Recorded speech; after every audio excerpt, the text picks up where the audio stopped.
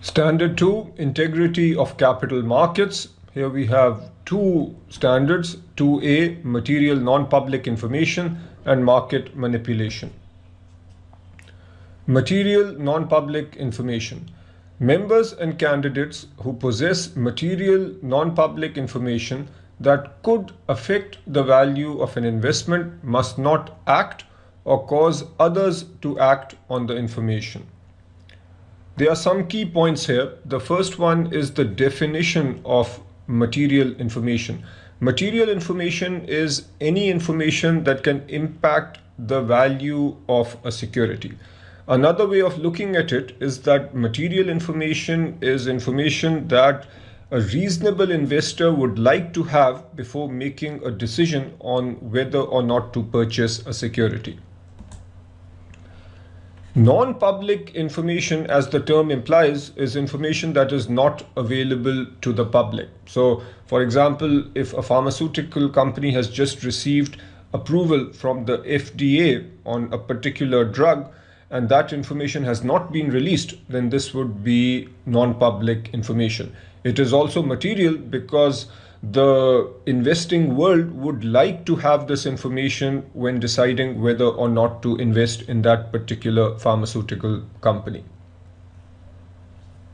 According to the mosaic theory, it is appropriate for investment analysts to make decisions or make recommendations based on material public information plus non-material, non-public information.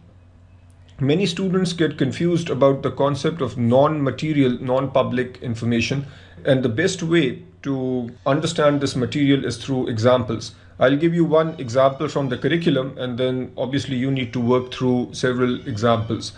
There is a discussion in the curriculum on an investment analyst who is studying a particular company in the furniture industry, and this analyst not only studies the public disclosures of the company, he also goes and speaks to several furniture retail outlets, and based on interviews with the furniture retail outlets and the public disclosures of the company, he comes up with a recommendation. Now, the information that he gathered from the retail outlets would be classified as non-material, non-public information, because what he gathered after speaking with the retail outlets is not really public information, but that information in of itself is not material either. So the key point is that research advised or investment decisions based on public information and non-material, non-public information is appropriate.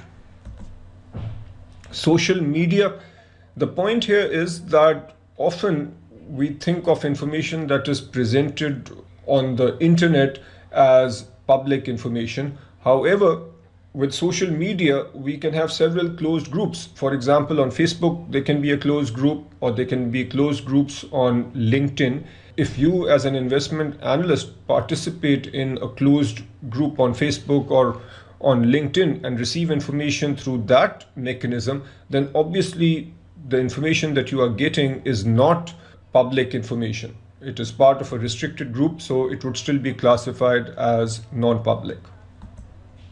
Using industry experts is appropriate as long as you are not getting material non-public information. And if you do get material non-public information, then obviously you should not act on it. You should not cause others to act on it. Going back to my simple example related to the pharmaceutical company and FDA approval. Let's say that you speak to a pharmaceutical expert and somehow you find out about the fact that this company has just received FDA approval, but that information has not been made public, then you are not allowed to act on that information. Investment research reports. This is an interesting point made in the curriculum where, let's say you are a well-known investment research analyst, and generally when you issue a buy recommendation, then the stock price is impacted. So is the fact that you are going to issue a buy recommendation tomorrow material non-public information? It might appear to be, but there is a caveat. Your buy recommendation, which will be released tomorrow, is, let's say, based on the mosaic theory and has been funded by a particular client. Given that this report was created based on public information and non-material, non-public information, it is okay for your client to get the benefit of this research and buy based on that research.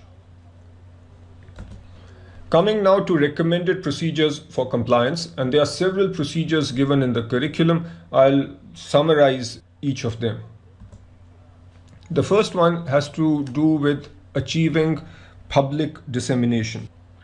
As investment analysts, we need to do whatever is possible to ensure that non-public information, especially material non-public information, is disseminated to the public. This might involve speaking with the issuer and asking the issuer to disseminate the information. If that doesn't happen, then we as investment analysts can report to our compliance department or legal department, but we should certainly not act on that information. Adopting compliance procedures. We need to encourage our firm to adopt compliance procedures related to material non-public information. The specific procedures will obviously depend on the size and nature of the firm. Adopting disclosure procedures. We need to ensure that disclosure procedures are fair and equitable. So larger clients, for example, should not necessarily be receiving information before smaller clients. Issuing press releases. Generally, when there is material non-public information which is being released for the first time, doing so using press releases is recommended. Firewall elements. This is important from an exam perspective. Firewall elements refers to things that a company can do to prevent information flowing between different departments. Earlier, I have spoken about a brokerage firm with a research department and an investment banking department. The firewall elements that I'm going to describe briefly help prevent the flow of this information. Now, reading from the curriculum, where we have 4 particular firewall elements. Number 1 is the following: substantial control of relevant interdepartmental communications, preferably through a clearance area within the firm in either the compliance or legal departments. Number 2, review of employee trading through the maintenance of watch lists or restricted lists. Number 3, documentation of the procedures designed to limit the flow of information between departments and of the actions taken to enforce those procedures. And number 4, heightened review or restrictions of proprietary trading while a firm is in possession of material non-public information. Next, appropriate interdepartmental communications. The main point here is that there should be procedures in place concerning interdepartmental communications. There should be a review of trading activity, and there should be an investigation of possible violations. If violations do occur, then the appropriate disciplinary measures should be taken, and the entire procedure needs to be clearly documented. Physical separation of departments to whatever extent possible. If material non-public information is relevant in the sense that it can flow between departments, then ideally the departments should be physically separate to prevent the sharing of files and so on. Similarly, there should be no overlap of personnel, because if you have somebody who straddles both departments here, the research department and the investment banking department, for example, then obviously it will be easy for non-material information to flow between these departments. A good reporting system is important.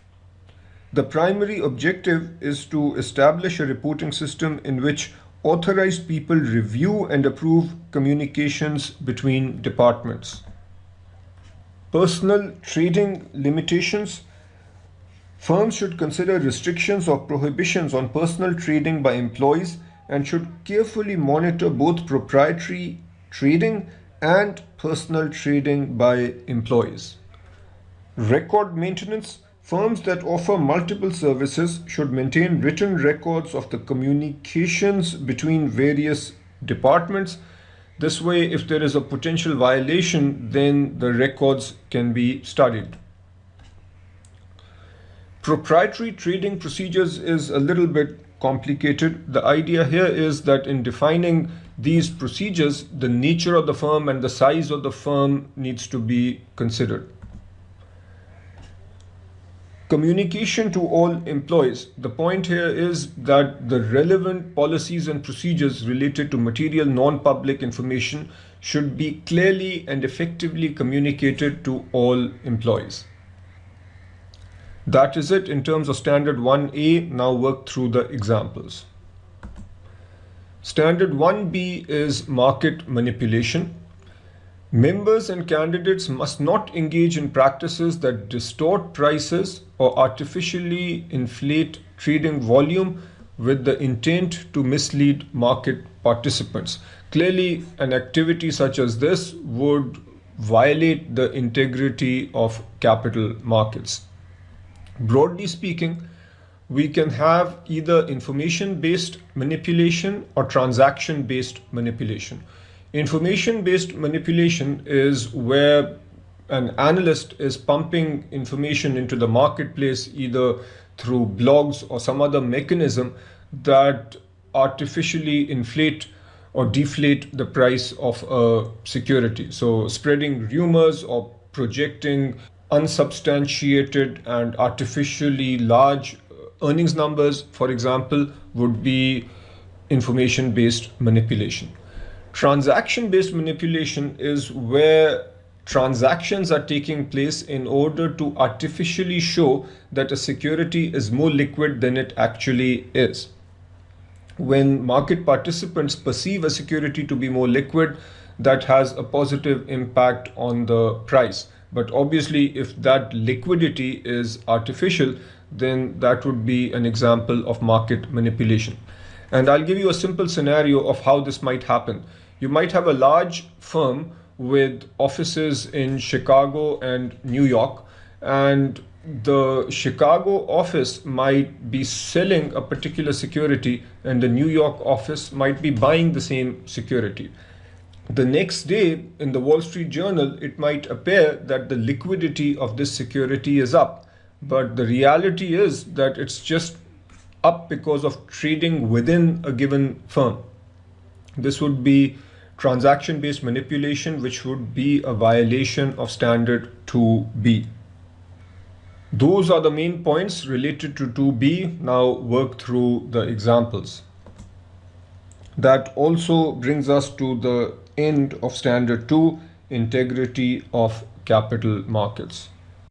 கடைசி நேரத்தில் பார்த்தீங்கன்னா ஏர்போர்ட்டில் போய் பணம் இப்போ நீங்கள் ticket போடும்போது 10 kilo 100 வெள்ளின்னு வச்சுங்களேன். ஏர்போர்ட்டில் போனீங்கன்னா 1 கிலோ 70 வெள்ளி.